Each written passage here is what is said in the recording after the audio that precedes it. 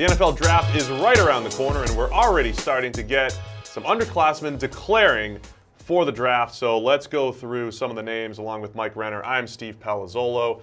Let's get to it. Who are the most intriguing names so far? We've got a full list over at ProFootballFocus.com.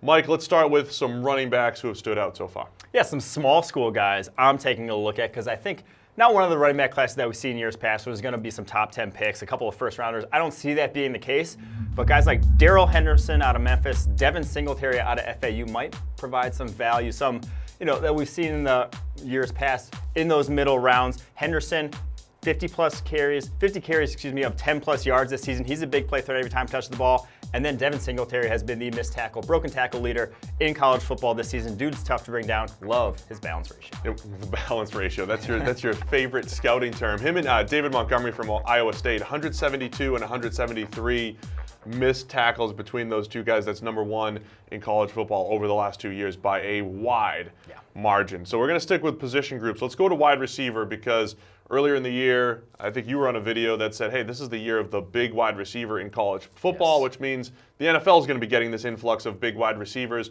and there's some monsters already declaring for the draft. Yeah, a handful. DK Metcalf out of Ole Miss, 6'5", 220 plus. N'Keal Harry out of Arizona State. Kelvin Harmon, NC State. All guys run the 6'4" to 6'5" range. All huge catch radiuses. All can make contested catches. And then A.J. Brown. He's a little shorter at about 6'2", but he was 230. Dude looks like almost like a running back there at wide receiver with what he can do. So and playing in the slot, too, at Ole Miss. And breaking a lot of tackles after the catch. All four of those guys are in the first to second round mix at this point. Do you have anybody that's a favorite there? Because I know Metcalf has a lot of the tools with his size, but he's been inconsistent. Harry, he's got the highlight plays, but I think I got some concerns about him maybe separating at the next level. Do you have a favorite out of that group we just mentioned? I like A.J. Brown. I think he's the best route runner in terms of being able to get open out of this group, and I think that's the most coveted thing in the NFL today is just purely being able to create separation in man coverage. I think he can do that, but I will say I do like Metcalf's upside. I'll say the athletic tools are there. Not a big upside guy, but the athletic tools are there. He just hasn't put it together. And N'Keal Harry after the catch is pretty impressive. We've seen the highlight reel plays. If you couldn't get him in an offense where a quarterback's willing to take chances with him in the contested catches and give him plays on screens and that sort of thing, I think he could have a Brandon Marshall-esque sort of career. Ooh, I like that. I like that comparison. Let's go to tight end because these guys, they create mismatches at the next level, and there's two good receiving tight ends who have declared. Noah Fant from Iowa and then Caleb Wilson from UCLA.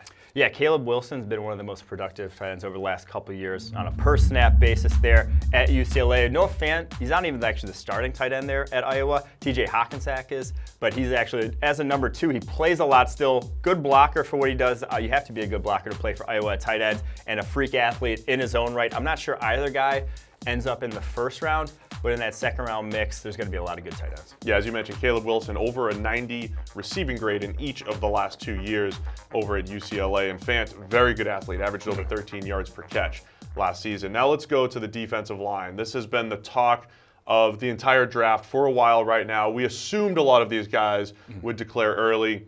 But starting with the guys who did it first, Ed Oliver declared a year ago, so he's already in the mix. Nick Bosa essentially declared back in September, October. And then you have guys like Draymond Jones, that's Bosa's teammate over at Ohio State. You've got Brian Burns from Florida State, Rashawn Gary from Michigan. There are others too, but focusing on some of these big names, these guys are all pretty much in the first round mix. Yeah, this is an interesting defensive line class. Like a lot of different styles of play, but a lot of talent. A lot of these guys, like you said, I think all these guys end up going in the first round. When it's all said and done, Draymond Jones has been fantastic as a pass rusher, but teams might see him as a pass rusher only. He really struggles against double teams against the run, playing on the interior, is undersized. He might be a pass rusher only. That might push him down some boards.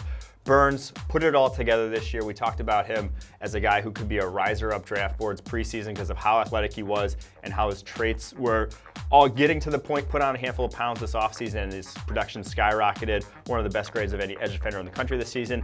And then the wild card here is Rashawn Gary. The production has never matched the physical tools with him. He only had a 79.5 overall grade this past season. That's not great whatsoever. Had some injury concerns, but he's the #1 overall recruit back in the day. He's got freakish tools. Well, it'll be interesting to see where he ends up. He made the Bruce Feldman freaks list before the season, and so we said the same thing about him and Burns coming into the year. Like, they were supposed to have that breakout season. Gary didn't have it. Burns did. I think it's something to watch out for, and you're going to hear us talking quite a bit about our defensive line stuff projects pretty well at the NFL level from a production standpoint. And I will say it's interesting with Gary because he played edge at Michigan. He came into college out of high school as a 290-pound defensive tackle. Now he's a 280-pound edge. That's not the way most guys go from high school to college. Usually guys put on weight. He lost weight to then play edge. I'd be interested if he goes and puts on more weight at the combine, shows up around 300 and wants to play defensive tackle because I think that's where he's best. And if I'm an NFL team, I'd be worried about his production on the edge, similar to someone like Solomon Thomas, where he just never really had it. The freak athletic tools are there. If you put him on the edge of the next level, you have to be able to rush faster. You have to be able to use his hands. So far, he can't do that. It's going to be interesting to see what happens with this D-line class and with that receiver class because there's so many players who look similar. Yes. And you know, scouts are going to see them differently. We'll see which ones end up in the first round.